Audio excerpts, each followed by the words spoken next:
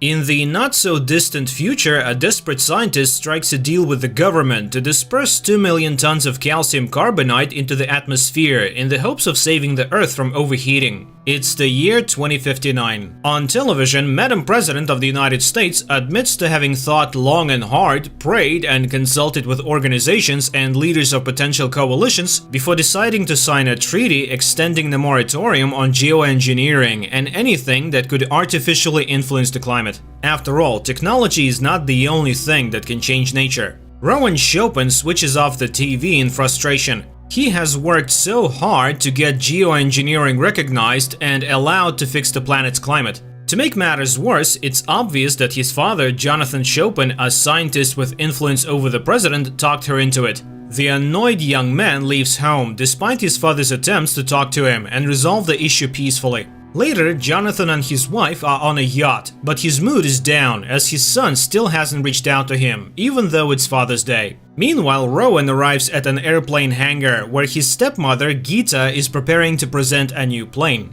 She asks him to talk to his father and even quotes Hemingway, "The world is a fine place and worth fighting for." But Rowan remains steadfast. His father doesn't understand him and he'll be very angry if he finds out that Rowan is helping Geeta. And at this time, Jonathan contacts a detective agency and asks them to check his ex-wife's accounts to find out exactly what she was buying. But the employee refuses to do so because he now works in the United States and can request this service from the FBI. The only thing she can tell him is that Rowan is in Djibouti, where Geeta is. Jonathan's wife tries to convince him to let the situation go, while Geeta addresses the audience as the director and founder of the New Sky program. She announces the test flight of the first carbon-neutral unmanned transport, which is capable of staying in the air continuously. She introduces her assistant, Rowan, and the woman admits that the plane is named after him because he worked with the plane's interface and took it to a whole new level. She thanks the investors, and to show how confident she is in the plane's reliability, she will be participating in the test flight herself.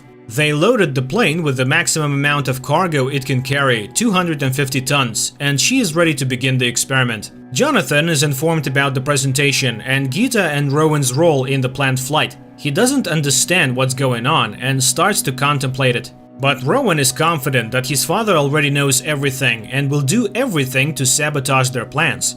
Geeta laughs, remembering that during their honeymoon, Jonathan, the greatest mind of humanity, couldn't fix a broken toilet in the hotel. So she bought him a reference book called How to Fix Everything in the World, where people confess to being like gods. And today, they will fix the whole world. Rowan reports on the readiness of other planes that will drop cargo simultaneously with her and leaves the plane, hoping that he won't be caught before that. The plane takes off to the applause of the spectators, while Rowan changes the flight passwords and sets a new course, causing confusion for the flight commander. But Geeta explains that she has decided to visit her homeland, India. Meanwhile, Jonathan reviews the recording of Geeta's performance and questions why she decided to embark on an unmanned flight. He recalls Rowan's scientific project from middle school, where the boy explored the consequences of a massive volcanic eruption that sent billions of ash particles into the air, resulting in cooler temperatures on Earth. Some scientists then began experimenting to create a similar effect, and Geeta was one of them.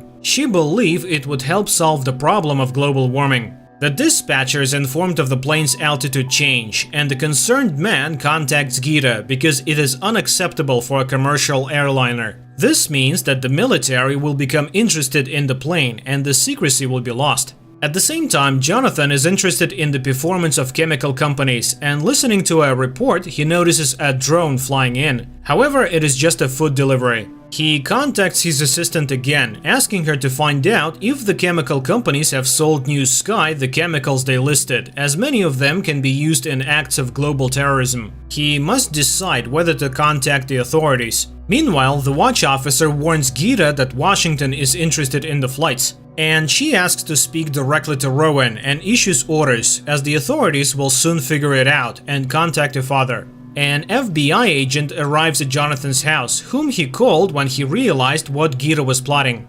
Meanwhile, the president muses that one day there will be a mechanism that safely extracts carbon from the air, but for now there are trees on Earth. She thanks people for planting the millionth tree when she's informed of a group of private jets flying eastward, suddenly changing course and not responding to calls.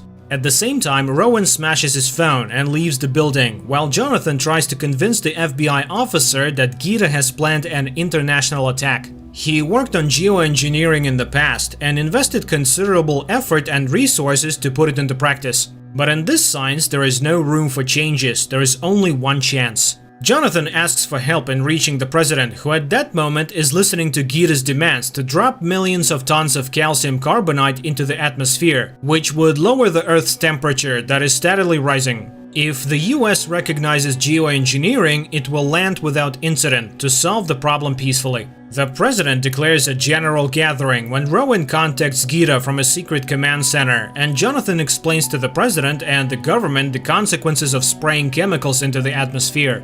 If this happens, the Earth will experience cooling, floods, and as a result, crop failure. And he's convinced of Gita's determination. However, this procedure will have to be performed every 2 years, because if it works, people will not give up the use of dirty fuels. At that moment, Gita contacts them. 10 million people are dying from heat, while the government sits in air-conditioned offices, and she intends to solve the problem for them. The president is trying to persuade Gita to ground the planes, but the woman is adamant. Jonathan joins the conversation and suggests that the main problem is people treating the planet like a buffet table. He urges Gita to stop, as she doesn't know the consequences of these emissions on the oceans and the atmosphere. The woman becomes angry because today's emissions and tons of plastic in the oceans are much more dangerous for the planet, and it's simply impossible to rewire human brains. Rowan contacts them, reminding the father of his words about the end of the Earth. All deadlines have passed, and the father is doing nothing to solve the problem. That's why he takes action. Gita says that she sees the coast of India when the communication is cut off. It turns out that the communication was blocked for security reasons. Jonathan is asked to leave the room since he doesn't have the clearance level. The man protests, asking to speak to his ex-wife and son, but the security officer is unyielding. The scientist asks for paper and pencil since he intends to make calculations, and remains in the adjacent room while the situation is being discussed in the neighboring room. 10 planes carrying calcium carbonate threaten unknown climate changes. Snowstorms and floods could shake the global order, and inaction will look like complicity. The president expresses hope that the emissions will help change the climate when she's invited to the phone. At this time, a group of soldiers find a bunker that is transmitting messages from Rowan, but it turns out to be only his hologram, and the guy himself is sitting in front of a computer in a gaming club where no one pays attention to him. He warns Gita about the possibility of their communication being jammed, and she tells him about the plane that is flying parallel to her course. The plane is ordering Gita to land. Rowan suggests that Gita should do so, as they have already shown their determination, but the woman asks to be allowed to act according to their plan, even if she's shut down. Meanwhile, the president discusses the situation with the rulers of other countries and hopes to solve this problem unofficially. And then she tells his secretary that her desk is named after the ship Resolute, abandoned in the Arctic, where now nothing reminds of the ice caps that covered it. Meanwhile, Jonathan is calculating and asks for the opportunity to speak with the president, and Gita tells Rowan about her conversation with the government. And suddenly, the accompanying military planes turn around and fly away. The woman rejoices. It seems that everything worked out. But the communication is interrupted, and there is an explosion in the sky above Mumbai. People watch the fiery ball above the sea, while the president is puzzled because she does not understand who gave the order to destroy the planes. The Air Force commander denies involvement. Anyone could have destroyed the plane. Excited, Jonathan reports the results of his calculations. Gita is definitely trying to distract their attention from something else. Apparently, there are other planes. He is informed about the explosion and the fact that other planes dropped cargo. Rowan comes on the line and reminds his father of a quote about peace. He is ready to see this through, despite his father's pleas. The communication is interrupted while the guy is commanding the drones to drop cargo all over the world. The president watches it from the window, while Jonathan returns home and confesses to his wife that he doesn't know what will happen next. It's a very difficult moral dilemma. Does one person have the right to decide the fate of billions, even if they are convinced of their righteousness?